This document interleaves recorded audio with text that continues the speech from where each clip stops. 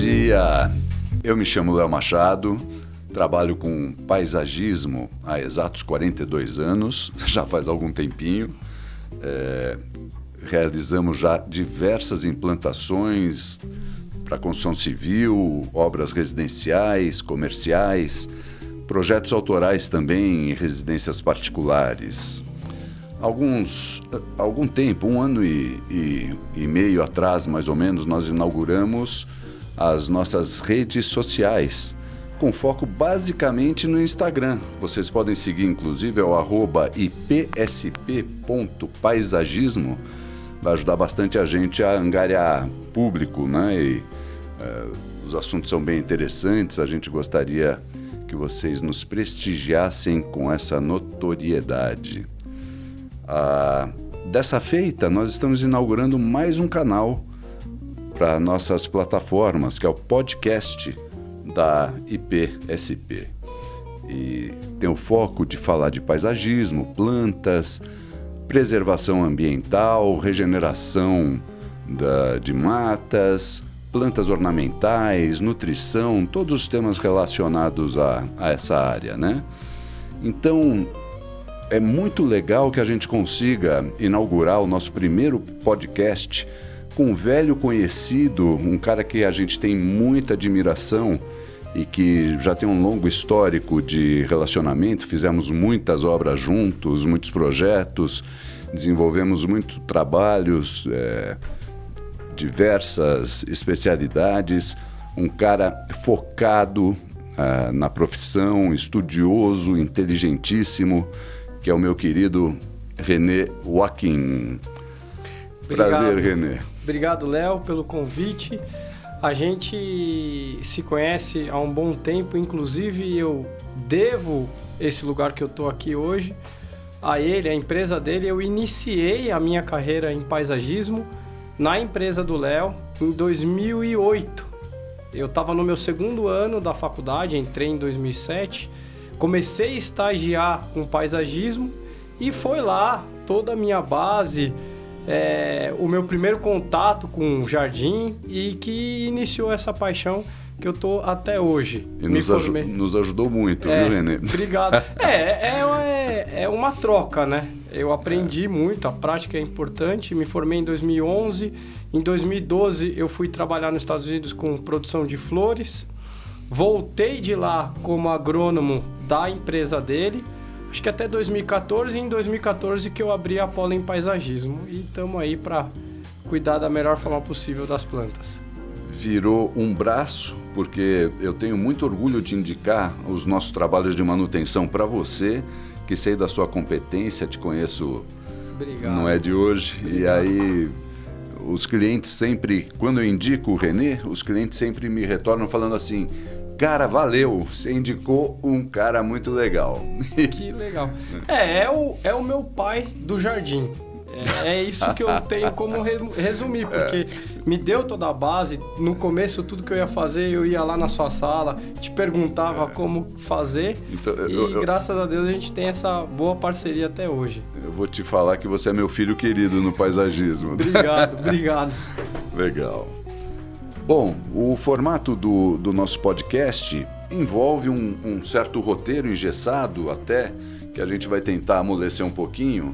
Temos algumas perguntas, depois algumas perguntas dos nossos seguidores, mas eu queria invocar um debate, René, com uma tendência que eu tenho notado no mercado da utilização de espécies nativas de cada um dos nossos biomas para regenerar os ambientes.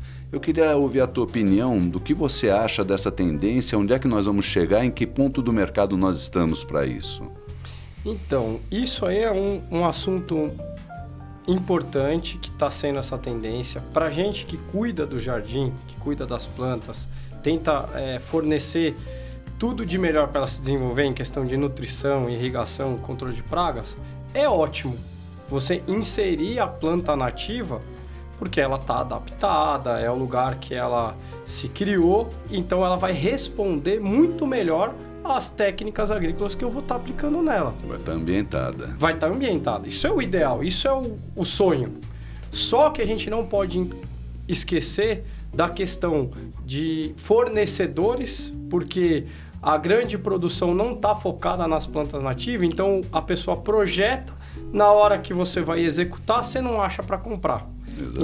Então acaba travando aí. E o segundo ponto é o cliente, porque infelizmente a cultura da população é plantas exóticas. O cara está acostumado com a cica, está acostumado com outras plantas. Na hora que você insere a nativa, o cara olha e fala, pô, que mato é esse aí que você está colocando no meu jardim? E é uma pena porque nós temos a maior diversidade Sim. vegetal do planeta, né? Sim. E essa questão que você colocou vira uma massificação.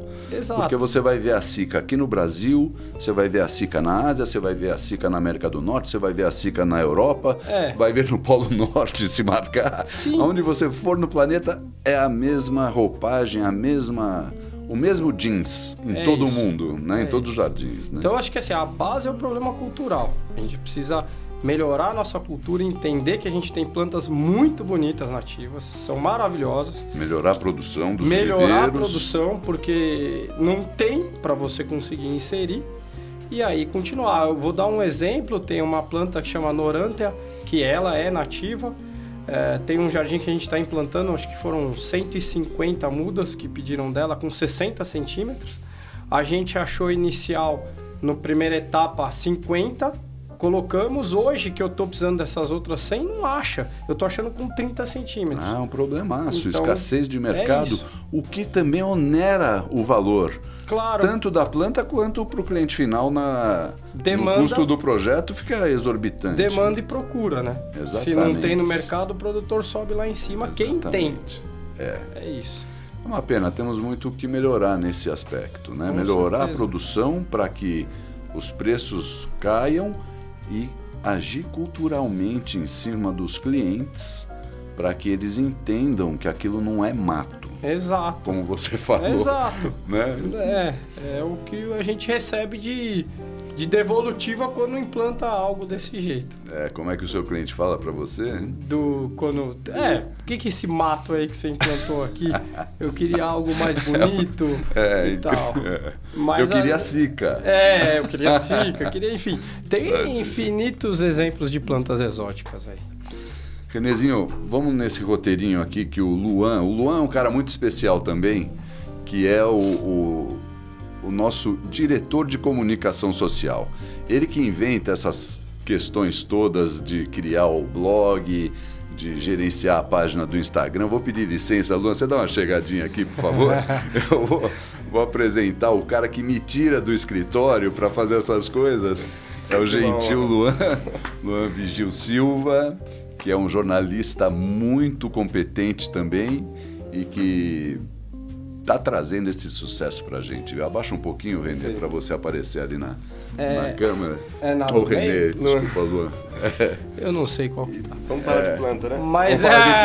Mas inventa mais moda, porque senão a gente não ia estar aqui. Exatamente. Pode continuar fazendo isso. Se você não gostar, depois você corta, tá? Você põe no label. Nossa, aí que eu já me... Legal. Beleza. Olha só, a gente fez um pacote de algumas questões aqui que a gente achou interessantes, né? Então, Renê, nesse ambiente do paisagismo, essa vida que você traz ao planeta, qual é a sua paixão? Aí é como oferecer sangue para vampiro. Porque eu tô dentro daquilo que eu amo, de verdade. Eu faço com o maior prazer. Tudo aquilo que eu conquistei hoje da parte financeira, né, vamos dizer assim, foi através do paisagismo. Então eu devo totalmente isso ao jardim, às plantas, e é algo que desde que eu entrei na faculdade, me apaixonei sobre nutrição de plantas e irrigação. Então, é sangue para vampiro. Eu cada vez gosto mais e mais. Eu acho bem legal essa tua vocação, Renê, porque, pessoal, além dele ser engenheiro agrônomo, ele fez especialização em produção de flores ornamentais nos Estados Unidos, voltou para o Brasil, trabalhou, malhou o paisagismo de tudo que foi lado E hoje está fazendo especialização em nutrição salvo engano, Exalc. na Exalc, da USP. Isso, é especialização em solos e nutrição de plantas, que é a Exalc, para quem não está dentro do paisagismo, que é da USP, é a universidade mais renomada do Brasil e é uma das melhores do mundo.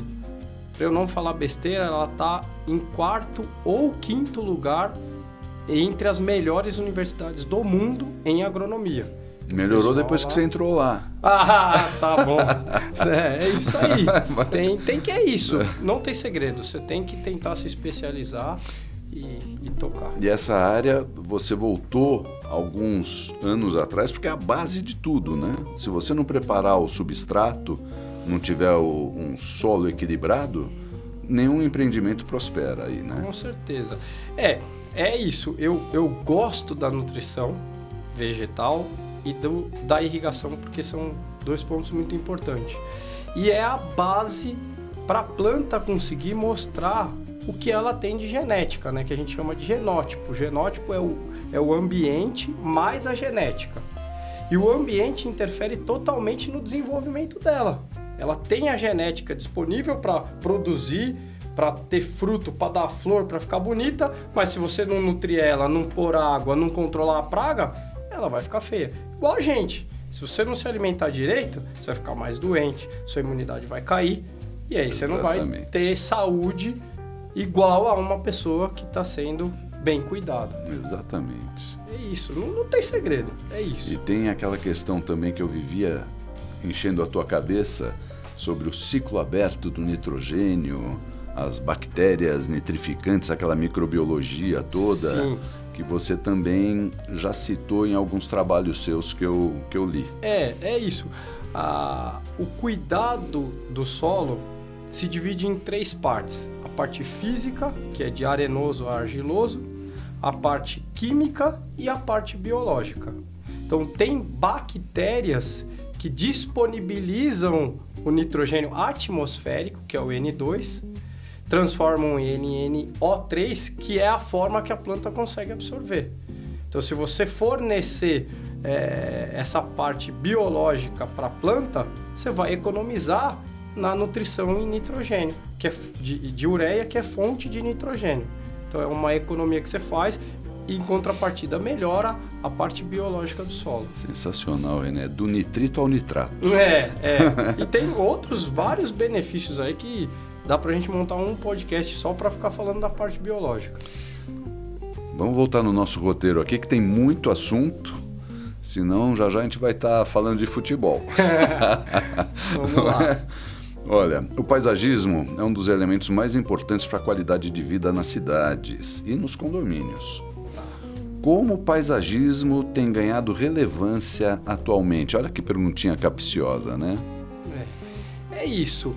A parte que você falou no começo de tentar colocar essas plantas nativas e a história que o homem vem construindo a cidade, principalmente em São Paulo, cada vez mais, e você perde a parte com natureza, com planta, que é a nosso objetivo aqui, né? Fornecer essa qualidade de vida para as pessoas nesse curto espaço que a gente tem, porque a maior parte já é construção, e aí entra um outro grande potencial, que é o jardim vertical, porque onde você perde espaço horizontal, se você conseguir verticalizar, é uma saída nossa.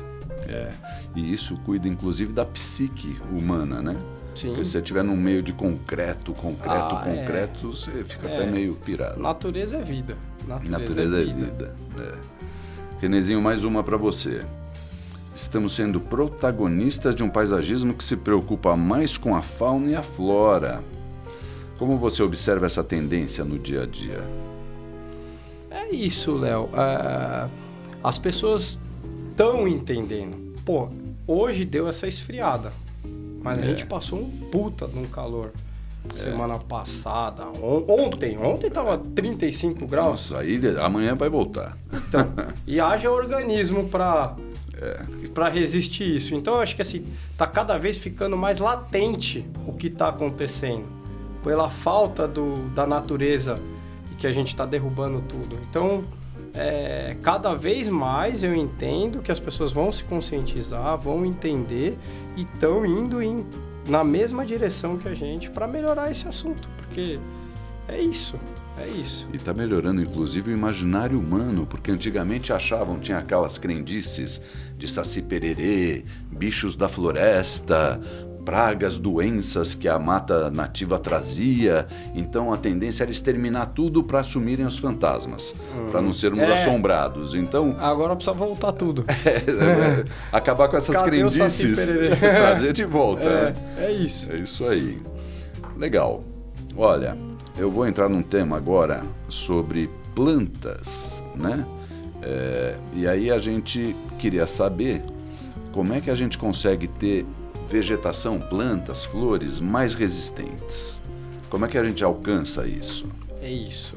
É muito fácil. O que a planta precisa é nutrição, em primeiro lugar, para resolver esse tipo de problema. E 70% do sucesso é água. Água, irrigação.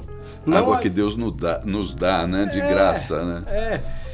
Aspas de graça, aspas. Isso. E aí, se você nutrir ela... Por que eu falo que a irrigação tem essa porcentagem tão alta? Se você nutrir a planta, o solo, corrigir, e esse nutriente, ele depende da água para solubilizar, para entrar na rizosfera, que é a região próxima à raiz, onde acontece tudo, toda a absorção. Então, é aquilo que a gente falou de novo, uma planta nutrida, ela está mais resistente. Mais saudável, menos praga, menos doença, mais desenvolvimento. Então, análise de solo é a base para tudo. Que hoje em dia eu falo isso direto, análise de solo. Acredito que as pessoas estão entendendo. Precisa ter alguém técnico dentro da empresa de paisagismo para fazer essa amostragem direita do solo, para levar para o laboratório, interpretar e fornecer esses nutrientes. Renê, com qual periodicidade você considera... cada cultura tem uma exigência diferente, né? Sim. Exigência nutricional. Mas no caso de jardins, qual a periodicidade que você acredita que seja legal a gente manter, controlar a adubação? Perfeito. Olha, a análise de solo, a média é anual. Você não precisa fazer mais que isso, tá? Que é seu exame de sangue. Uma vez por ano? Para ver como é que tá. Isso é um acompanhamento. Claro que no início, para não falar 100% do jardim que a gente pega para cuidar, ninguém fez análise de solo. É impressionante, ninguém. E aí, uma terrinha lá e pronto. Joga aí, casca de ovo que vai. Pó de café, sei lá. Então, talvez eu faça a primeira, daqui 6 meses eu faço de novo, mas depois é anual. Agora, a nutrição, a adubação em si, claro, logo que você faz a análise de solo, você tem uma quantidade muito alta para repor. Tá. Que ninguém corrigiu, né? Tá. Corretivos. Os corretivos. E melhor assim, porque se o solo já está com excesso, aí tem a contaminação, é pior ainda. Aí não tem o que fazer, você precisa molhar muito para limpar o solo. O remédio mata o doente. Exatamente, isso depende da dose. A dose. Bom. Entre veneno e remédio, a dose. É isso. Então, fez essa adubação para corrigir tudo isso, a cada 3, 4 meses vai repondo os nutrientes. Então, é isso. Em média, 3 meses de adubação, mês sim, mês não, depois espaça para 4 meses. E com a análise de solo você vai tendo essa noção de se aumenta ou diminui a nutrição. Legal. E a observação também do seu jardim, né? Claro, o olho clínico ali. Claro. Também. As plantas falam com a gente. Você olhando na folha dela, deficiência nutricional, tem infinitos trabalhos científicos. A forma do amarelecimento da folha. Um exemplo, uma planta amarelada uniformemente, deficiência de nitrogênio. Olha aí. Uma planta com amarelecimento internerval, que a gente chama entre as nervuras das folhas, deficiência de magnésio. Então, eu, pelo menos que estou já nisso fazendo direto, eu bato o olho, já consigo identificar isso. O que vai me responder com certeza? Análise de solo. Mas você consegue identificar bastante coisas só no que ela tá te falando ali. Pelo amor de Deus, eu preciso de nitrogênio. Você já é um aplicativo biológico de leitura das deficiências. Há um ano, 2 anos mais ou menos atrás, eu morava numa casa. E aí tinha o guardinha da rua. Tinha um pé de laranja ou limão que ele plantou na calçada. E aí eu dei uma força pra ele. Comecei a adubar e não sei o que ele reclamava que nunca tinha dado fruto. Pô, começou a dar fruto. Aí ele me chamava de veterinário do mato. Que é isso aí, é veterinário do mato. Ele substituiu aí o agrônomo pelo veterinário do mato. Mas a interpretação dele, é o veterinário do mato. Isso tudo leva a gente a entrar num tema de irrigação. Como você falou, a água para solubilizar os nutrientes, assim, é super importante. Então, o que você acha que é um sistema de irrigação eficiente? A tecnologia da irrigação hoje, Léo... Pera, vamos do manual ao automatizado, vai. Tá. Putz, o manual não tem uma regra para rega. Não existe regra para rega. Eu não consigo te falar aqui, ó. Você vai molhar todos os dias 5 litros por planta, ponto. Por quê? Ontem, que fez um puta de um sol, a evapotranspiração foi muito maior.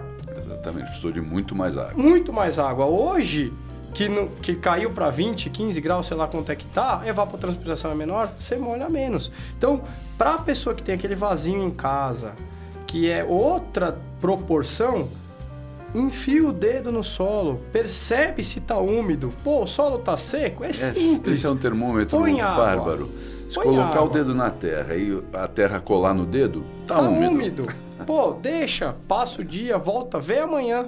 Então, em média, a maioria das plantas, 3 vezes por semana precisa irrigar. 3 vezes por semana. E no manual? No manual. Tá. Não estamos lá falando, vamos supor, Zameucuca, Pacová, são espécies que não gostam de água.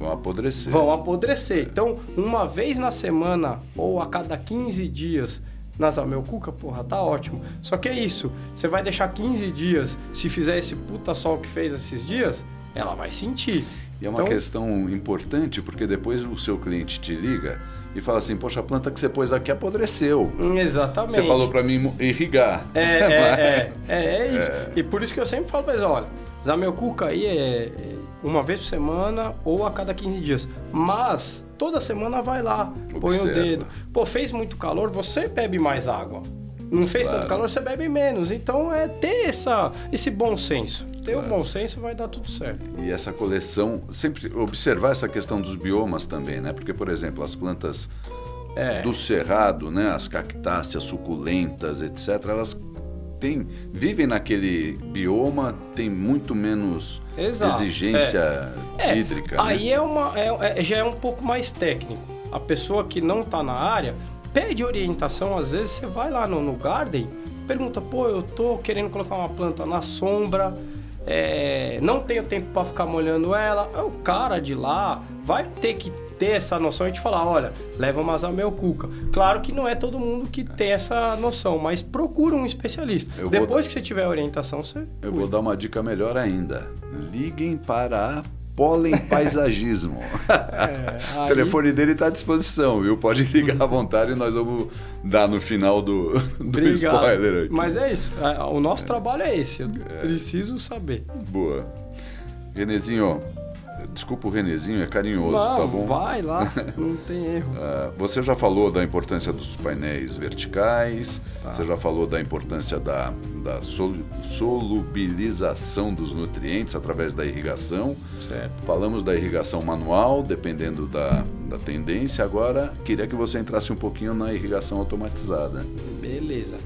Então, ela hoje está com uma tecnologia muito avançada. A irrigação, é fantástico. Os produtos são muito bons. Eu vou começar falando, por exemplo, sensor de chuva que você instala lá no jardim.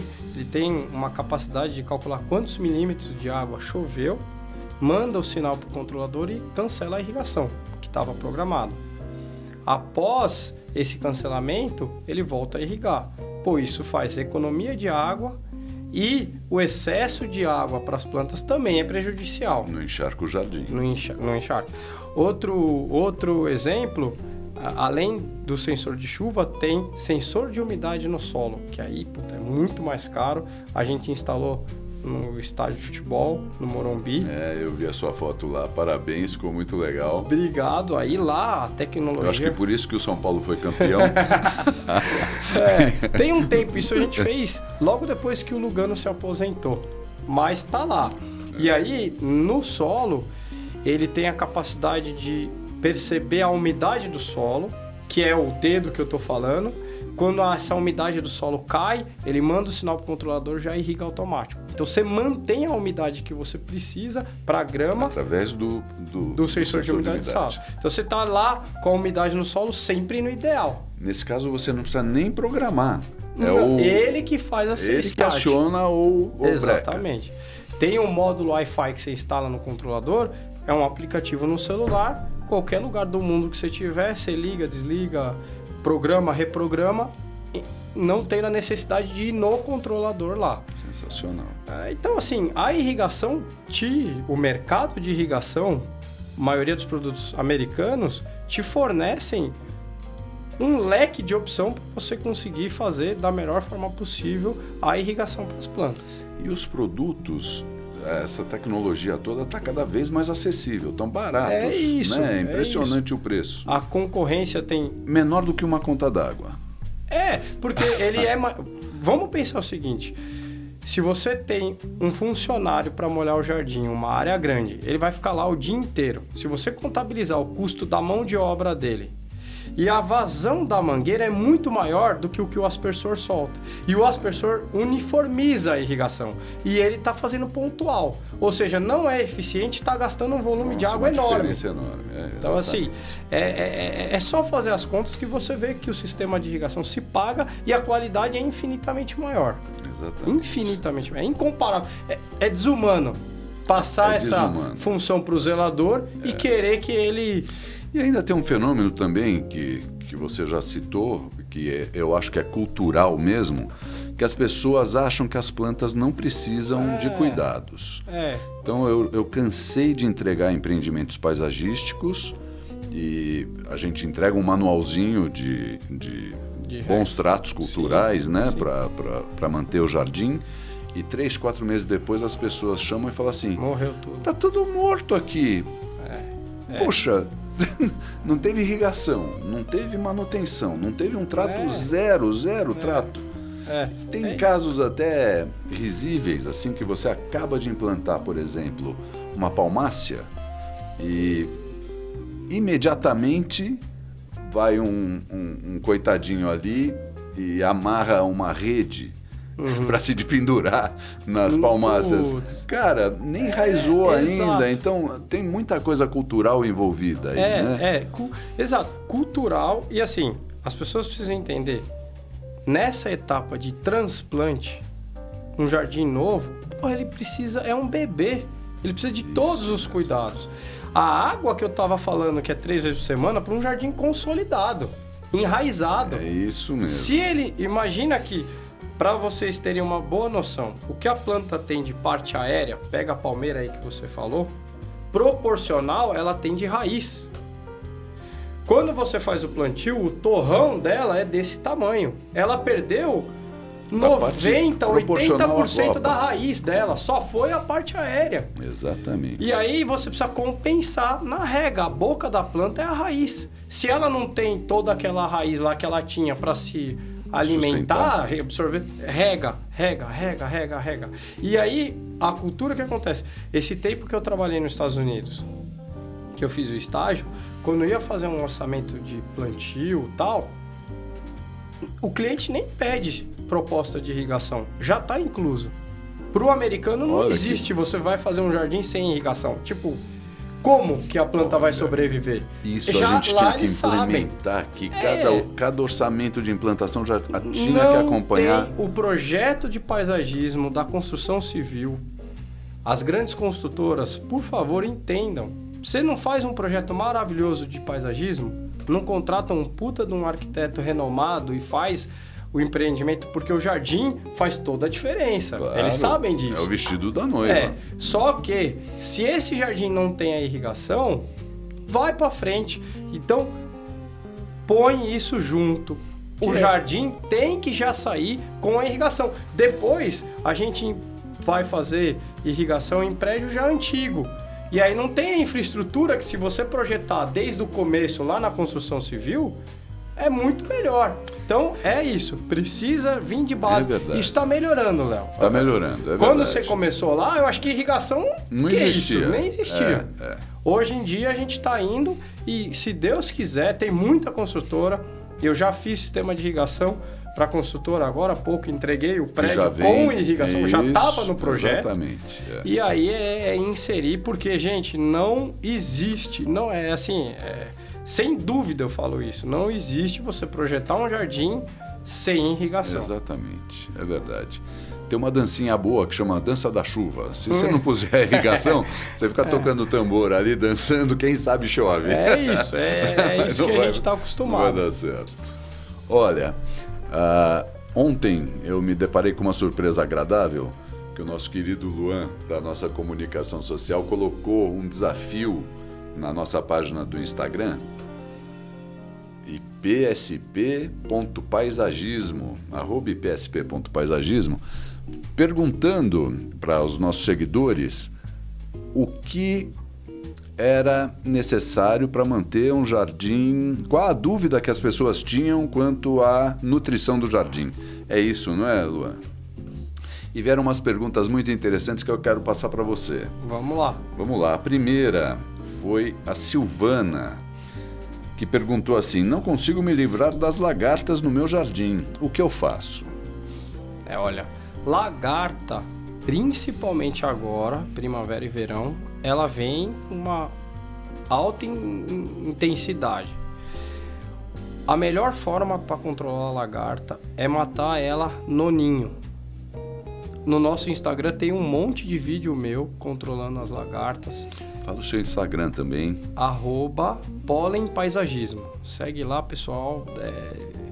Essas coisas técnicas que eu fico falando aqui, lá tem um monte de coisa. E tem esse vídeo. É legal até... Como é que ela chama? É a Silvana. Silvana. Vê lá. Desculpe. Silvane. Silvane. Certo. Vê Desculpe, lá. Silvane. Você vai ver isso que eu tô falando. Maioria da infestação de lagarta é em folha de palmeira. A gente que está acostumado, eu bato o olho, a folha da palmeira, ela fica toda enrolada. Ela faz como se fosse uma teia de aranha. E a atuação da lagarta é noturna. Ela sai de lá para comer toda a folha à noite. Durante o dia ela está lá dentro, se protegendo do sol. Ninho. Dentro do ninho. Então, assim que a gente identifica, com uma guilhotina ou se ela não for muito alta, corta essa folha e descarta. Se você abrir essa parte enrolada que eu estou falando, que é os vídeos que eu falei que eu tenho, é muita lagarta. É muita lagarta. Então, essa é a forma mais eficiente do controle. Porque inseticida é de contato. Então, se eu aplicar, ela tá lá dentro do ninho, o inseticida não vai chegar nela porque ela está protegida e à noite ela vai sair e vai fazer a festa. Então, esse é o melhor modo. Primeiro, identificar o ninho, remover a folha. Depois que remover, se puder pulverizar alguma coisa por precaução, aí você controlou 100%. Conta um pouquinho como é que é a metamorfose até chegar na lagarta. Então, por isso que assim, a borboleta vai fazer a ovoposição lá. Ela vai se desenvolver e vai se tornar a lagarta. Se alimentando da folha, depois ela vira uma borboleta, uma mariposa, dependendo do que se tiver lá. E aí, dentro desse ninho, é muita quantidade. Então, imagina tudo isso voando e fazendo essa multiplicação. Então, o controle, nesse caso, mais eficiente, o correto, é encontrar o ninho e retirar essa folha enrolada. Conclusão, é um controle visual. Visual. De inspeção visual. Percepção. Prática. Percepção. Claro, tudo na vida é prática. Eu chego, já vou bater no olho, já vejo que aquela folha lá tá meio enrolada, vai lá e controla. Mas é fácil, porque a palmeira, todas as folhas delas estão Então. lá de uma forma uniforme. Você vai ver que uma tá diferente, é lá. Ali é o ninho. É né? lá. E se deixar prosperar, realmente vira uma infestação. E a lagarta, porra, de uma noite para outra, Acaba com a palmeira. exatamente. É potente. Legal. Obrigado, Silvane, pela pergunta. E agora vamos passar para a pergunta da Adriana. Plantas de apartamento. Já tentei várias e não resistem. Qual a indicada e como cuidar? É isso aí.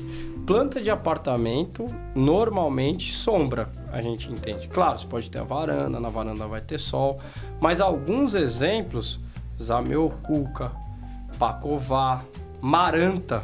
Pô, Maranta tem uma infinidade de Maranta. Maranta zebrina, Maranta triostar, tudo folhagem muito bonita.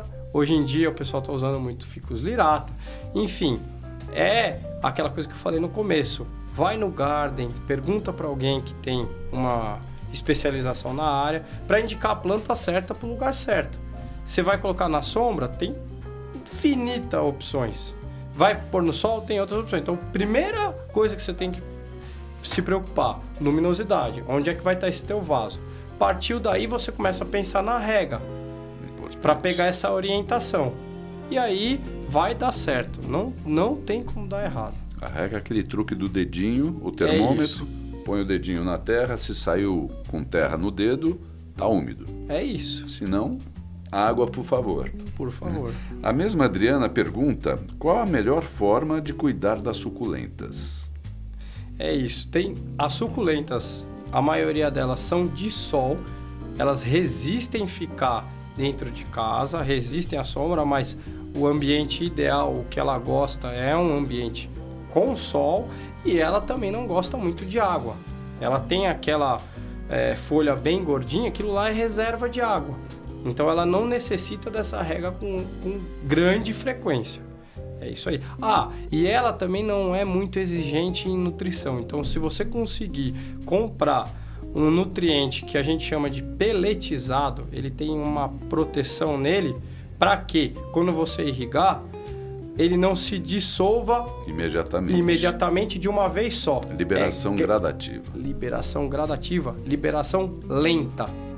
E aí tem até quando você for comprar, você vai ver que tem de 3 meses, de 6 meses, de 9 meses. Esse é o tempo que o produto fica liberando a partir do momento que você coloca e começa a regar. Belíssima então, dica. Bem legal utilizar esses produtos para suculenta, para Zamioculca, para Pacová, essas plantas. E nessas que o Renê citou, que não gostam de muita água, não precisam de muita água, obviamente um substrato bem drenado. Exato. Para não parar a água, né? Boa. Que aí é a parte física do solo. Legal. Vamos aqui agora um pouquinho pro Vinícius. Qual a forma mais prática de nutri-las para alguém que tem agenda muito corrida? Acho que você acabou de responder. É isso, Vinícius. É isso aí. Se você conseguir comprar esse nutriente, imagina que você vai ficar livre disso aí 3, 6, 9 meses, tá?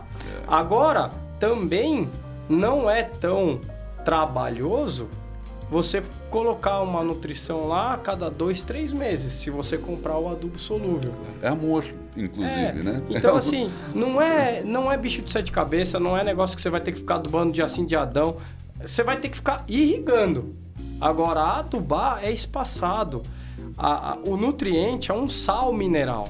O sal, por osmose, desidrata a planta. E eu falei lá no começo, se você adubar a mais, é pior do que a menos, porque você não consegue tirar. Se você está com deficiência, você vai lá e corrige. Então a adubação, gente, é a cada 3, 4 meses. E aí, a maior preocupação é a rega. Legal. O Paulo te pergunta, a borra de café pode ser usada diretamente? Ela é ácida ou básica? Qual melhor maneira de correção do solo ácido? Boa. Olha, vamos lá. Bastante pergunta aí. Se eu pular alguma coisa, me fala. Primeiro, a borra de café não serve para corrigir o pH do solo. É para tentar aumentar a matéria orgânica, melhorar a qualidade física do solo. pH é químico. O pH, você perguntou, o pH da borra de café é ácido? Esse é ácido ou básico? Ácido. Tudo que está abaixo de 7 é ácido, acima de 7 é básico. O pH da borra do café, é em torno de 5. Então, ele é ácido, um pouquinho menos. É correto essa análise, René, de que tudo que se decompõe acidifica? Não. É isso que eu estou querendo dizer. A parte química é outra história. A borra de café, você vai melhorar a parte física do solo. Não se preocupe em corrigir pH com isso. Se for esse o foco, tá errado. Você jogar lá, ela vai entrar em decomposição, vai melhorar a qualidade do solo, vai melhorar, consequentemente, a qualidade biológica do solo, os micro-organismos vão gostar para se desenvolver mais. Agora, se você quer corrigir o pH do solo, calagem, calcário. O cálcio, o que é pH? Você tem uma alta quantidade de hidrogênio no solo, fixado num colóide. O colóide, imagina que é um grão de areia, bem pequenininho, que ele tem uma capacidade química de se ligar. O hidrogênio se liga muito fácil. Então ele vai tirando os outros elementos, quando você vê, você só tem hidrogênio. Só tem hidrogênio, o pH está baixo. Quando você faz a calagem, o cálcio tem força para tirar esse hidrogênio vai ser lixiviado e o cálcio vai se ligar no lugar dele. E o cálcio, ele faz a troca com os outros elementos, que são 14 elementos que a planta precisa, de uma forma muito fácil. O hidrogênio não libera. Então você aumentou o pH, diminuindo a quantidade de hidrogênio. E isso você faz com calagem. Sensacional. Vocês viram por que o René foi convidado aqui? É uma sumidade, né? Imagina. Olha, outra da Thalita, que você já respondeu. Tá. É possível identificar deficiência a olho nu numa planta e como corrigir? É isso. A deficiência das plantas a olho nu, coloração da folha. E ela continua a pergunta: de quanto em quanto tempo é preciso fazer adubações num jardim domiciliar? Boa, é isso aí. A gente já falou, vamos falar de novo. A percepção a olho nu é coloração da folha. Cada elemento dos 14 tem estudo para cada um individualizado como ele demonstra essa deficiência. Os elementos a gente chama de elemento móvel e elemento imóvel, tanto no solo quanto na planta. Então, deficiência de elemento móvel vai estar em folha velha. Por quê? Quando a planta não acha o nutriente no solo e ela tem nela, ela joga esse nutriente para a folha nova. E aí a planta velha começa a folha velha começa a amarelar. Quando ele é imóvel, ele está na folha velha, ele não vai para a folha nova. Então quem amarela é a folha nova. Você vê que tem várias ferramentas para a gente fazer essa identificação. É muito técnico para eu ficar falando um a um, mas tem visual pela folha. Agora, quer fazer um negócio mais assertivo, mais correto, acertar na veia? Análise de solo. E a adubação aí é aquela história de 2-3 meses, tudo depende da análise de solo. Se usar um produto que ele tem a peletização, vai aumentar o tempo. Muito bom. Marcos pergunta: algum nutriente específico para sansevérias? Que é espada de São Jorge ou lança de São Jorge, certo? Sansevéria cilíndrica. Cara, todos os elementos são essenciais, todos. Por isso que eles chamam essenciais, os 17. Eu falo 14, falei 14 antes, porque 3 a planta pega da atmosfera: carbono, oxigênio e hidrogênio. Então a gente não precisa se preocupar com a adubação. Todos esses 14, se faltar a planta morre. Claro que o solo é uma esponja e tem ali disponível praticamente todos eles. O que pode fazer com a deficiência, ela absorver menos e aí dá a deficiência. Agora, se faltar, ela vai morrer. Agora, para resumir, a base, né, o NPK, que todo mundo fala, que são macronutrientes. Dos 14, 6 são macro. Macro porque ela absorve em maior quantidade: nitrogênio, fósforo, potássio, cálcio, enxofre e magnésio. Esses é o que você vai ter que adubar em maior quantidade, porque ela precisa em maior quantidade. Os básicos. Legal. O Samuel perguntou, é a última pergunta aqui da da enquete do Instagram. Bora lá. De onde vêm os nutrientes necessários para as plantas cultivadas em água e por que tem plantas que prosperam na água, por exemplo, algumas hortaliças, e outras não? Certo. Todas as espécies do planeta precisam desses 14 elementos que a gente está falando. Pode ser aquática, pode ser não aquática, pode ser espécie vegetal, precisam desses 14 elementos. Aí a planta aquática se adapta num lugar com um lugar mais úmido, lógico, ela está dentro da água, e as outras que não precisam de uma quantidade tão alta de água, por exemplo, arroz, a produção de arroz. Mas todas precisam dos 14 elementos. Não tem diferença nisso. Legal. Tanto da geocultura quanto hidrocultura. A hidroponia, que é muito utilizada e faz é o fornecimento do nutriente dissolvido na água. Então, é colocado os 14 elementos, a água passa pela raiz, a planta já absorve, porque ele já está solubilizado. Se você plantar na terra, os nutrientes vão estar nos colóides, que eu falei, preso. Quando a água bate, solubiliza, ela absorve do mesmo jeito. A única diferença é que um está no solo e o outro está na água.